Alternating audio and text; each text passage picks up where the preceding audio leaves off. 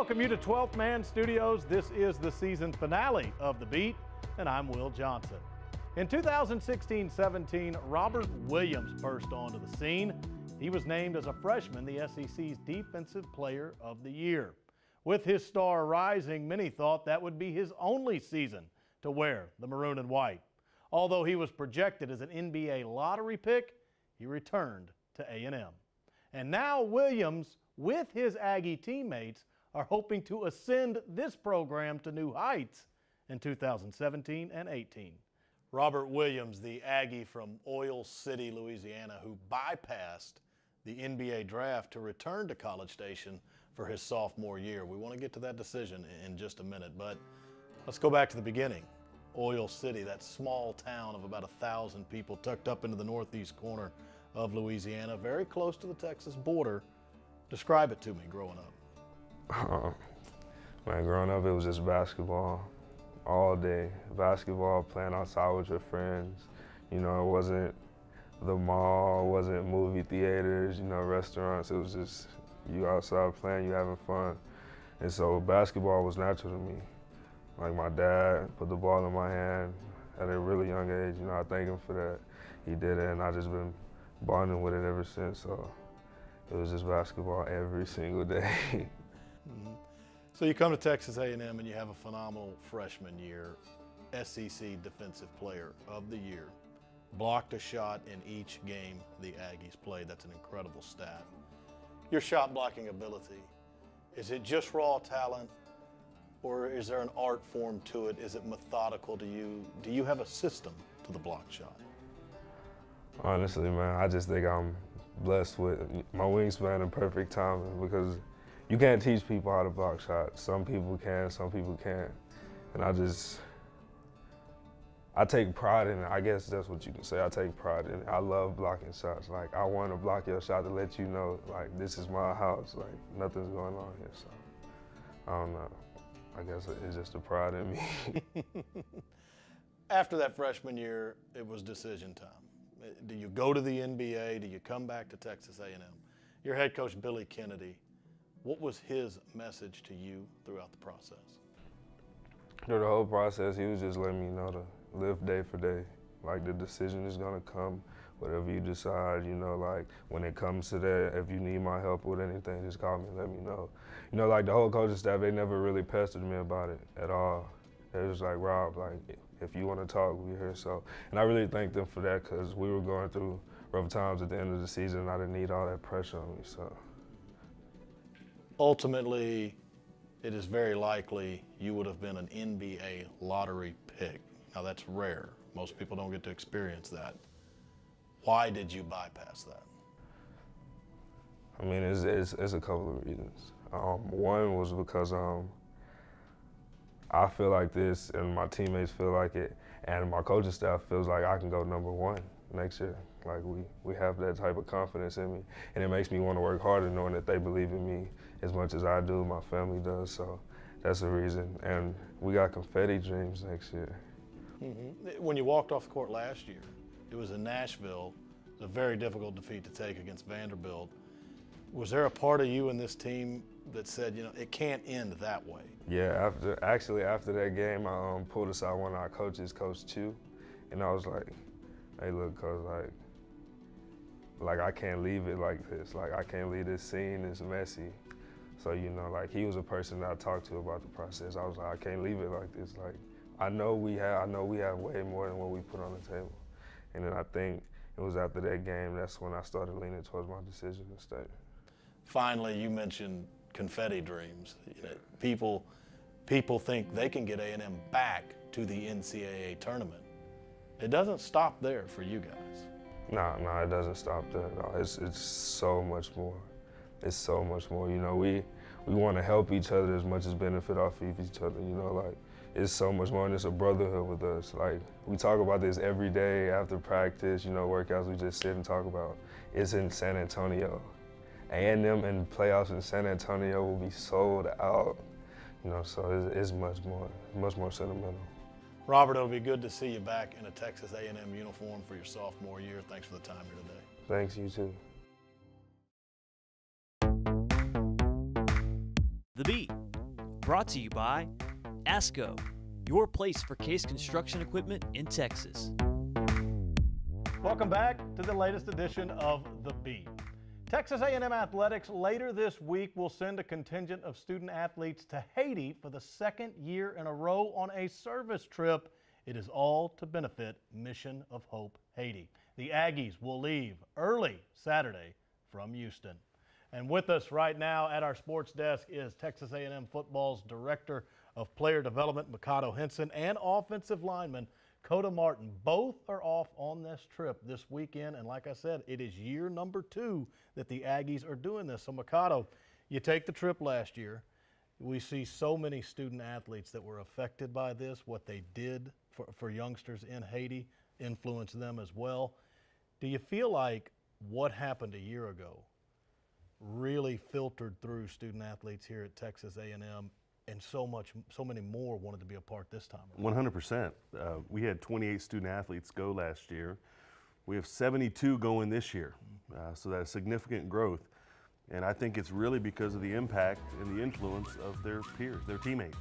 They literally came back to the locker rooms and were inviting them, saying, hey, you need to come serve next year. It was unbelievable. It was a trip of a lifetime.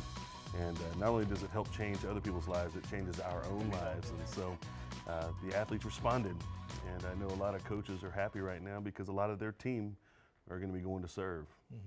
Coda, you're one of those that went last year to Haiti. Describe what you saw there and what this week will be like for everyone involved. It was an experience that I'll never forget. It's the poorest country in the Western Hemisphere. It's a place that is in need of physical help. And so as we went last year, getting off the plane, I mean, at first you're pulling in, you're coming to the runway of the island, and you see the beautiful water, and it's a beautiful country.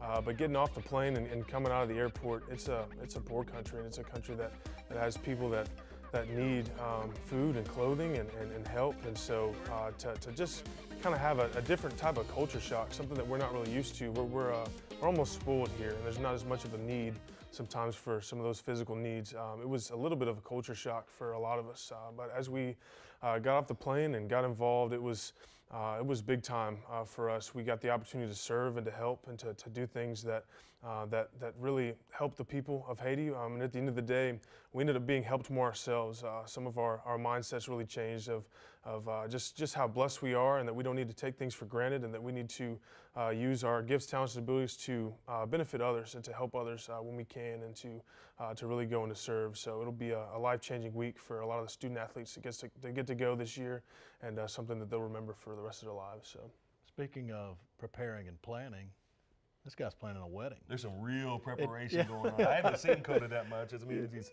picking out napkin colors and all those other things. So engaged to Jasmine Babers, an Aggie volleyballer. Yes, sir. Wedding's in July. How's the prep? How's everything going? It's been awesome. She actually she went on the trip last year. She's graduating here in a week, so she's not going to make the trip this year, unfortunately. But definitely made some memories that'll last. She was baptized there. I had a lot of teammates baptized there. There's some big time things that happen, some memories that are made. But we've grown in our relationship a ton through doing stuff like that, serving together, and definitely been enjoying planning that wedding, doing as much as I can to help. Really fired up to do life with her, so it's gonna be good. Well, the best advice is yes, dear. Yeah, that's it. Do you like the color of this? Yes, dear. Yeah, that's exactly what I was thinking. Gentlemen, great work that you're doing. Have a terrific trip in Haiti. Thank you. Mikado Henson, Coda Martin, right here on The Beat. Again, the Aggie trip to Haiti begins on Saturday.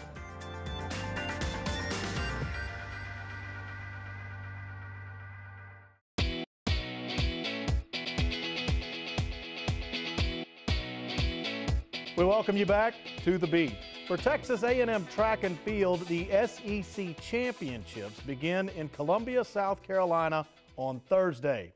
Entering those, both the men's and women's team are #1 in the country. In our lounge, we have with us right now middle distance runner Jasmine Frey and decathlete Lyndon Victor, both looking forward to action over in South Carolina at the SECs. Jasmine, I want to start with you. We just mentioned both teams are #1. Right. Do you feel like when you run over there this week, there's going to be a target on the Aggies' back? Yeah, of course, but I think our team is always ready for that. We're always ready to try and dominate. We're really excited. We're really excited to always put our best efforts first, so we're just excited to run fast and do well. Mm-hmm.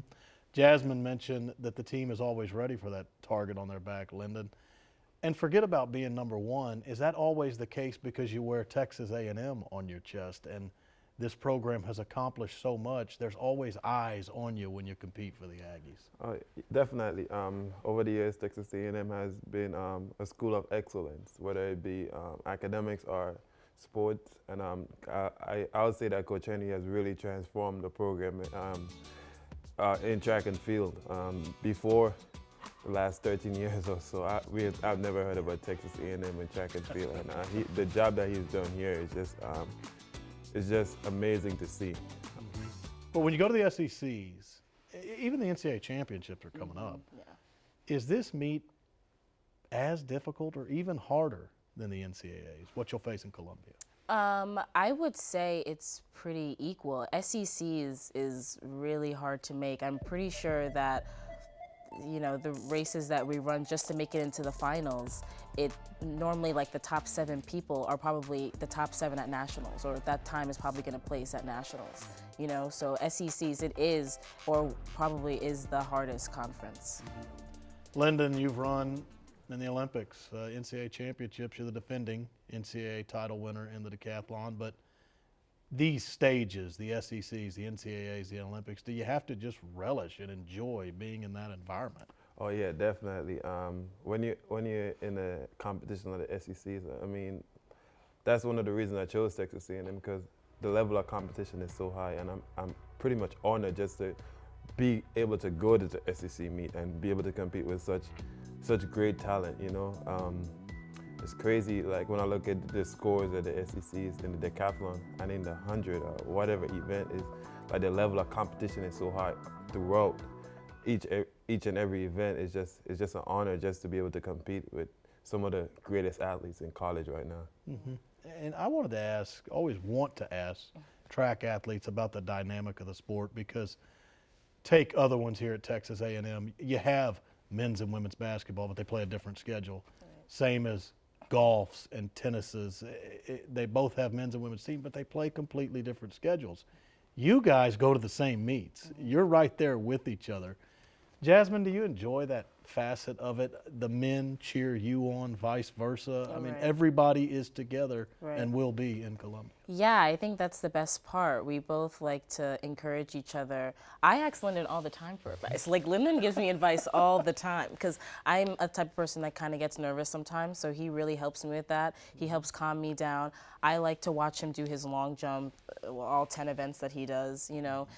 We cheer on the boys 4x4, the boys SMR, the boys 800, just anything we can, and they like to cheer us on too. So it's good to hear voices yelling at you when you're running to cheer you on. Great stuff. Good luck to both of you in Columbia, South Carolina this week. Thank you. Thank you. Jasmine Frey, Lyndon Victor, Texas A&M track and field, the men and women, both #1 in the nation, and it's time for the SEC.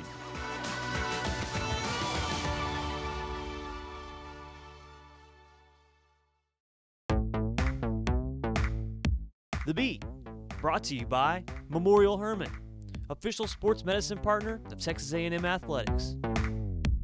We welcome you back to 12th Man Studios. This is the season finale of The Beat, but a lot of our teams here at Texas A&M are just getting started in their postseasons.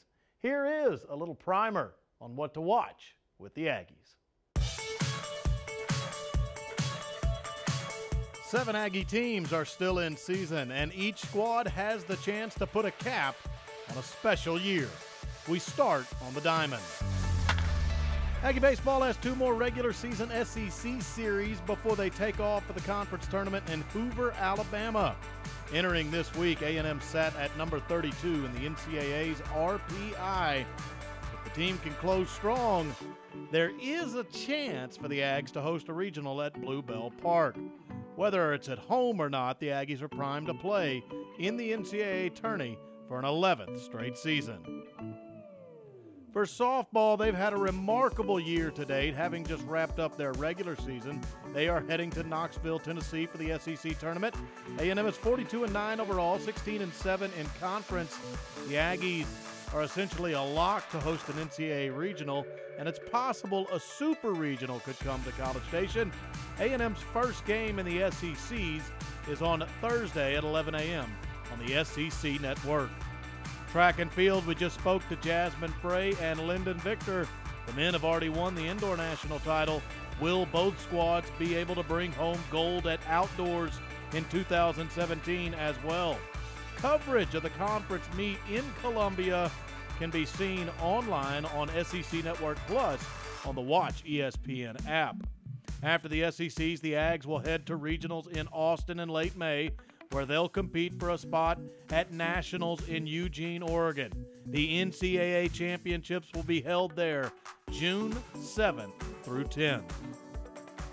Men's tennis, who shared the SEC regular season title, will begin their run in the NCAA tournament when they host Buffalo, Oregon, and Memphis at the Mitchell Center this weekend.